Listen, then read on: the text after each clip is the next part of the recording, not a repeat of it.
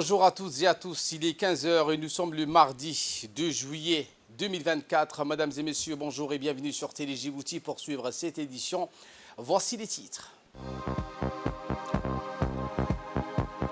Atelier dissémination de la stratégie des réformes de finances publiques du plan d'action 2024 à 2027, présidé par le ministre des Finances et celui du budget.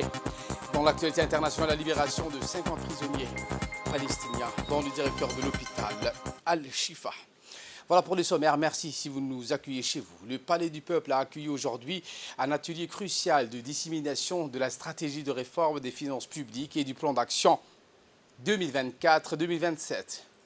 Organisé par le ministère du Budget et le ministère de l'Économie et des Finances chargé de l'Industrie, l'événement a été coprésidé par le ministre du Budget, Ousmane Ibrahim Roblé, et le ministre des Finances, Ilyas Moussa Daouali. Une réunion qui a rassemblé de nombreux hauts cadres de l'administration publique ainsi que des partenaires techniques. En 2022, la République du Djibouti a soumis son système de gestion des finances publiques à une évaluation dénommée PEFA. La nouvelle stratégie couvrant la période 24-30 est divisée en deux plans d'action, le premier étant prévu pour 2024-2027. L'objectif de cette réforme, renforcer la gouvernance économique et financière ainsi que le processus de modernisation de l'administration publique. Aligner le système de GFP sur les normes et bonnes pratiques internationales pour consolider les fondamentaux de la GFP et instaurer une discipline globale. C'est ce qu'a précisé la représentante de la Banque mondiale. Voici ses propos. Je suis ravie d'être avec vous aujourd'hui pour cet atelier de finalisation de la stratégie et du plan d'action de la réforme de la gestion des finances publiques à Djibouti.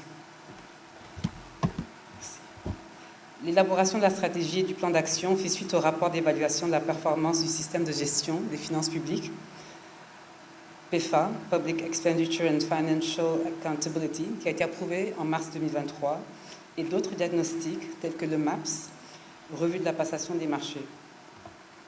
Le rapport PEFA avait mis en évidence plusieurs points forts et aussi beaucoup de points nécessitant des améliorations dans le système de gestion des finances publiques. En tant que chef de file, j'ai le plaisir de m'exprimer au nom du groupe de la Banque mondiale et de tous les partenaires techniques et financiers que j'ai cités, qui accompagnent le gouvernement dans la préparation des documents de la réforme de la gestion des finances publiques, à savoir à ce jour la Banque africaine de développement, l'Union européenne, l'Agence française de développement, l'Agence japonaise de coopération internationale, donc JICA, et le PNUD. La préparation de la stratégie de la réforme de la gestion des finances publiques est le fruit d'un travail collectif, interactif, entre les différentes parties prenantes. Je voudrais bien entendu ici saluer le leadership et l'appropriation totale du gouvernement à travers ses équipes techniques. La stratégie a été élaborée en gardant à l'esprit les priorités du gouvernement. Cette stratégie a été par la suite déclinée en plan d'action séquentiel et graduel qui reste à ce jour à finaliser. Ces 3 jours d'atelier, comme le disait le secrétaire général du budget, permettront donc de finaliser toutes les actions qui ont été prises et discutées depuis le mois de novembre dernier. Au terme de cet atelier, les partenaires techniques et financiers souhaiteraient voir finaliser et valider la stratégie et le plan d'action de cette réforme de gestion des finances publiques. Nous souhaitons donc que cet atelier soit une opportunité d'échanger des idées et de travailler ensemble pour atteindre cet important objectif. Et après Fatou Fall, la représentante de la Banque mondiale résidente à Djibouti, c'est au tour du ministre du Budget, M. Ousmane Ibrahim Roblé, qui s'est réjoui d'avoir présidé cet important atelier dédié à la dissémination de la stratégie de réforme des finances publiques. Voici les propos du ministre. La réforme des finances publiques constitue l'épine dorsale de la politique gouvernementale et vise à améliorer la gouvernance économique et financière, à renforcer les institutions budgétaires, à responsabiliser au mieux les acteurs clés des finances publiques et promouvoir, je le dis à très haute voix, et promouvoir une culture de performance et de la redevabilité. Cette réforme est d'autant plus cruciale dans le contexte économique actuel, marqué d'une grande incertitude où la réponse budgétaire demeure le seul levier pour amortir le choc et créer des conditions plus propices à une croissance inclusive et durable. Cet atelier de dissémination de la stratégie des réformes et du plan d'action vise à fédérer aussi, et c'est vraiment un objectif central, à fédérer tous les acteurs de la gestion des finances publiques autour d'engagements communs, de priorités définies et d'actions permettant de les atteindre. Je me permets donc de confier tous les participants à s'approprier ce document stratégique et à s'imprégner des différents actes d'orientation en travaillant ensemble sur les actions retenues et en apportant les compléments et améliorations nécessaires, et ce, en vue de sa validation. Une fois validé, ce document servira de cadre de dialogue avec les partenaires techniques et financiers ici présents qui vont nous appuyer dans le cadre de son opéralisation durant le prochain quinquennat. Enfin, je voudrais terminer, comme il se doit, mes propos en réitérant mes remerciements à l'équipe d'experts ici présents pour leur précieux appui et leur accompagnement continu tout au long de ces challenges. Et donc, je voudrais, en toute sincérité, vous souhaiter succès. Le ministre de l'Économie et des Finances, chargé de l'Industrie, M. Ilyas Moussa Daoualé, a dans son intervention souligné les tenants et aboutissants de cet atelier. La gestion des finances publiques et sa réforme, pour moi, c'est un sujet majeur. J'ai souvent tendance à l'appeler la réforme mère. Parce que sans mettre de l'ordre dans nos finances publiques, sans remettre à niveau ces finances publiques, aucune autre politique publique ne peut réussir ni décliner en action, parce que malheureusement ne trouvera pas les ressources et le processus nécessaire. Cette réforme, elle fait également une suite, ou en tout cas elle est en couple avec une autre grande réforme, celle de la gouvernance des entreprises publiques. Ces dernières années, nous avons entrepris plusieurs réformes dans le cadre donc de ces réformes structurelles. Nous sommes en train de conduire un agenda ambitieux. Mais tout ce qui a été entrepris jusqu'au jour d'aujourd'hui prendront forme seulement si nous réussissons cette réforme de la gestion des finances publiques. Djibouti a connu une période de transformation assez conséquente durant ces dernières années, durant ces dernières décennies. Nous avons vu la structure du PIB totalement transformée. Nous avons vu beaucoup d'indicateurs changer positivement. Plusieurs milliards de dollars d'investissement ont été engagés. Et donc l'ambition du chef de l'État, président de la République, de son gouvernement et du peuple en général, dans le cadre d'une vision à long terme, c'est de faire en sorte à ce que Djibouti joue en Champions League, une équipe de première division qui a l'ambition de vouloir participer au Champions League a besoin également d'entreprendre les actions nécessaires. Ici, en d'autres termes, c'est par rapport à nos institutions, plus généralement au niveau des finances publiques. Le format de nos institutions sont restés les mêmes. L'architecture institutionnelle sont restées les mêmes que quand nous avions 20 milliards ou 40 milliards de chiffres de budget. N'importe quelle institution de la République vous prenez, sa transformation n'a pas été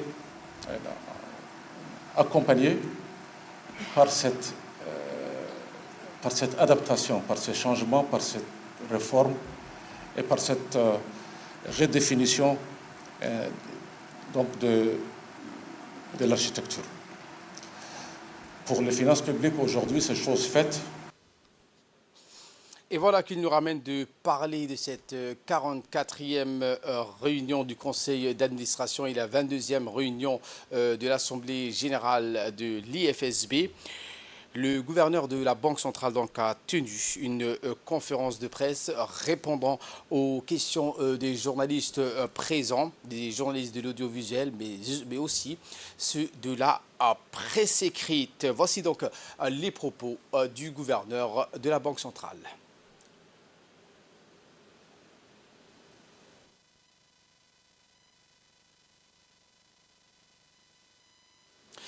Écoutons donc les réponses du gouverneur de la Banque centrale qui a répondu aux questions donc, des journalistes, M. Ahmed Ousmane. Les banques islamiques sont des banques. À ce titre, elles ont accès à la collecte de dépôts de sa clientèle, en plus de ressources propres au moment de la création qui sont prévues par les textes. Et ces ressources sont mobilisées pour financer les besoins de la clientèle. Donc, les besoins de la clientèle sont en fonction des opportunités qui se créent sur la place. Et les banques, donc, sont sollicitées par sa clientèle pour transformer des ressources en investissement. Donc, sur cette base-là, elles font à peu près la même chose que les banques universelles classiques que vous connaissez. C'est-à-dire qu'elles ont dans les ressources, énormément de ressources qui appartiennent à vous, à moi et à tout le monde, qu'elles prennent à leur compte pour donner à des porteurs d'hommes d'affaires pour les investir. Donc, elles participent par un mécanisme différent, mais elles participent au financement comme toute autre banque. Et ce qui démontre que les banques islamiques ont réussi cet exercice, c'est leur progression. En 18 ans, elles sont parties de pratiquement zéro à 25% du part du marché. Tout à l'heure, je citais le chiffre de 150 milliards d'investissements de banques islamiques sur la place. C'est énorme. C'est dire le chemin parcouru. Et grâce à des méthodes de gestion des risques, comme vient de le décrire le secrétaire général de l'IFSB, qui sont différentes, qui permettent donc aux porteurs des affaires et à la banque de partager le risque à travers la kyrielle de produits islamiques qui sont développés. Ce qui reste maintenant à faire à Djibouti, c'est effectivement améliorer les connaissances techniques des banquiers, pour que les banquiers soient lui-même à même de conseiller davantage les clients, pour qu'ils conseillent davantage sur les marchés, l'analyse des marchés, mais également sur les produits les plus adaptés pour caler avec le projet. Il y a des investissements les investissements n'ont pas le même retour sur investissement. Il n'y a pas d'investissement sans risque. Le risque zéro n'existait pas. Mais les vertus de la finance islamique, comme vient de le dire le docteur Chafik, c'est effectivement que le risque soit partagé de façon un peu plus équitable que dans les banques classiques. L'actualité de ce 15 heures, c'est aussi cet atelier d'évaluation du cadre fiscal dédié à l'évaluation des objectifs de développement durable. Cet atelier s'est tenu hier à l'hôtel Aïla, un séminaire de concertation et d'échange qui a pour but d'offrir aux acteurs clés un espace propice en vue d'identifier ensemble les stratégies appropriées de la lutte contre la pauvreté tout en améliorant l'accès aux soins de santé afin de promouvoir le bien-être de la population djiboutienne. Pour progresser vers la réalisation de ces ODD et tant d'autres, le PNUD a lancé 2021 d'aider le pays à tirer parti de la fiscalité pour mobiliser davantage de ressources national. Un atelier qui a vu la participation du directeur général des impôts, Mohamed Moussa Roblé, entouré des cadres des différents services de son département. Les experts du PNUD et spécialistes en fiscalité, ainsi que d'autres cadres du ministère concerné, ont pris part à l'événement. D'intenses débats des experts du PNUD et des cadres de la direction des impôts ont été faits à l'occasion sur les questions de la taxation des carbones, l'élaboration des politiques inclusives, tenant compte des voix de tous les secteurs de la société, entreprises, communautés locales, organisations gouvernementales et non gouvernementales. Ainsi donc, la transposition de cette initiative en République du Djibouti s'inscrira, c'est ce qu'a précisé le directeur général des impôts, Mohamed Moussa Roblé, une initiative qui va s'inscrire dans la démarche d'alignement des réformes fiscales. Voici les propos du directeur général des impôts. Pour moi, un grand honneur, mais aussi une immense responsabilité de m'adresser à vous ce matin. C'est une occasion pour l'ouverture de ce webinaire dédié à l'évaluation de deux objectifs de développement durable, à savoir les ODD 1 et 3, portant respectivement sur la lutte contre la pauvreté et l'accès aux soins, afin que nous soyons en mesure de promouvoir le bien-être de nos concitoyens.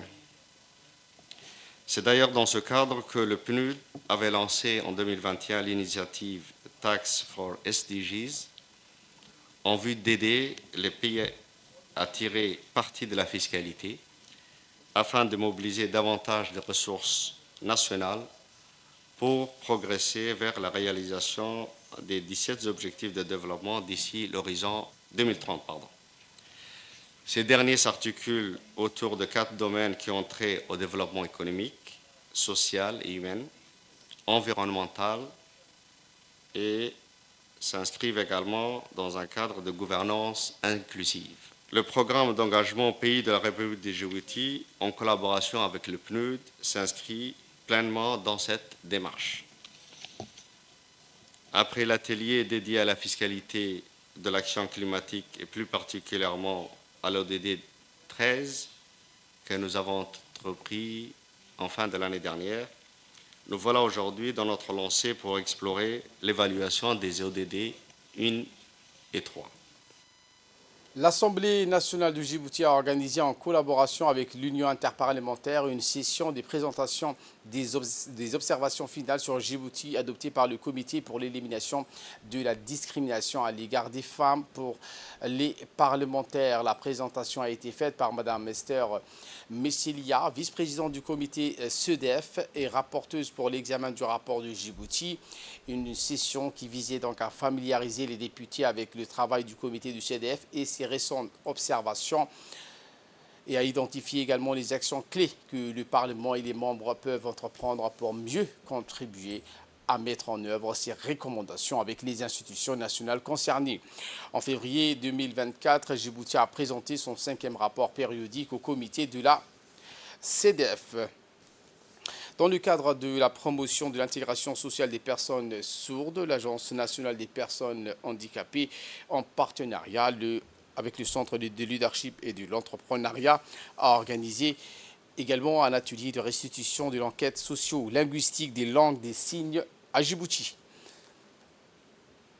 Cette initiative qui s'inscrit également dans le cadre du projet de recherche pour l'unification des langues des signes à Djibouti permet sur les meilleures et manières d'harmoniser les différentes langues nationales, à savoir l'afar, le somali et l'arabe, des langages de signes. Ce projet qui a pour but de comprendre l'usage et la connaissance des langues des signes parmi les personnes malentendantes. Présidé par le directeur général de l'ANPH, cet atelier de restitution de l'enquête socio-linguistique a également vu la participation de plusieurs autres personnalités. En nouvelle du monde, cette fois, après 7 mois passés en prison, le directeur général de l'hôpital Al-Shifa de la ville de Gaza, Mohamed Abou Selmia, est aujourd'hui un homme libre et heureux.